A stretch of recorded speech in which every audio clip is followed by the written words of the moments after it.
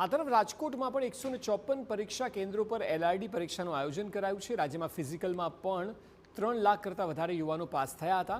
રાજકોટમાં 44,000 જેટલા ઉમેદવારો પરીક્ષા આપવા પહોંચ્યા છે। કેન્દ્ર પર ગેરરીતિ ન થાય તે માટે સુરક્ષા વ્યવસ્થા કરાઈ છે। કરંટ ટોપિક, બંધારણ, ગણિત સહિતના વિષયોના 200 પ્રશ્નો પૂછાશે।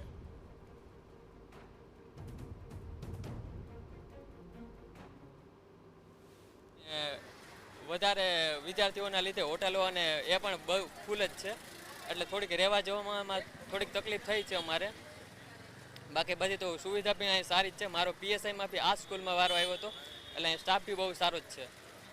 આજરોજ એલઆરડીની પરીક્ષા લેવાઈ રહી છે સદગુરુ મહિલા કોલેજ ખાતે। એક સેન્ટર એ અને સેન્ટર બી ની ટોટલ 300 વિદ્યાર્થી, ટોટલ 600 વિદ્યાર્થી ભણાવવામાં આવે છે।